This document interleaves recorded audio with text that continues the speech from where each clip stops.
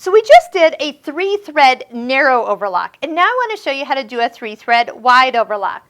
For a 3-thread narrow overlock, we have the right needle in. So first thing I need to do is actually put my left needle in. So I'm going to do this first. Do you know why I'm not going to just take this needle and move it over to the other position? It's because when I put this needle in, if there's a needle already in there, here we go, flat side to the back, point down first. There we go. Looked like it had a little burr on it, but it was just a piece of thread. And loosen that is when I go ahead and slide that all the way up to the highest position, I can check that the new needle I just put in, that left needle is always higher than the right needle. Perfect, now I know it's set right. I'm going to clip and remove my right green needle thread, and then I'm going to put in my regular yellow thread for the outside left needle. All right, so press your foot up for threading, makes it a little easier there. And super easy. Tweezers are your friend for threading, even for putting that thread through the needle. Get that right down in there and poke it through.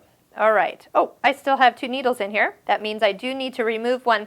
You know, a wide 3-thread is probably not as crucial if we left this one in there, but tell you the truth, get it out of there because it really will make it's going to make holes in your fabric, and that's probably not what you want. So we're going to take our right needle, loosen that screw, drop it out, tighten that back up, yes, and then store that in the little foam underneath our spools, and then we know right where it is. So we're going to actually stitch right next to where we were.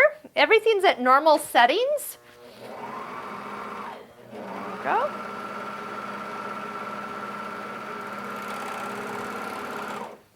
And now we can kind of compare the different widths. So from a narrow version now to a wider version, you just have a little bit more fabric contained there. Love the look of that overlock. This is something that you can do more decoratively as well, where your wider overlock, if you put a decorative thread in the upper looper and a decorative thread in your lower looper, okay, blue and red, then you have a really pretty finished edge. It's actually great for like 2 pieces of flannel, go all the way around it with a decorative thread, and that's a good 3-thread decorative edge for you. Now once again, if you don't have your stitches lining up right to the edge, that's where the cutting width can be adjusted. Let's just do this once on the fabric that's a little lighter here and see if we notice any difference.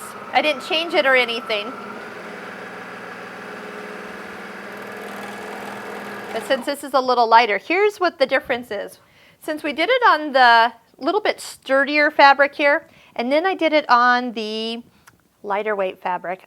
This might be a little hard to see, but it is tunneling a little bit. The fabric, because the stitch is so wide, it's not supporting this stitch so much, and so there's a whole tunnel of thread and doesn't lay flat. I can kind of feel a ridge. So what I'm going to do is come in here, take my cutting width down to, we'll go almost to 1, and then we'll run another one right beside it here. Or yeah, we'll just cut it off. Oh, love it already. I can see it's coming out much flatter. And that's really what you're after, is a nice, smooth, finished edge. And now that fabric is not tunneling. So what we did was we cut off more fabric so it wasn't getting crimped inside the stitch. So yes, your cutting width will probably need to be adjusted based on what fabric you're doing the 3-thread narrow or 3-thread wide overlock on.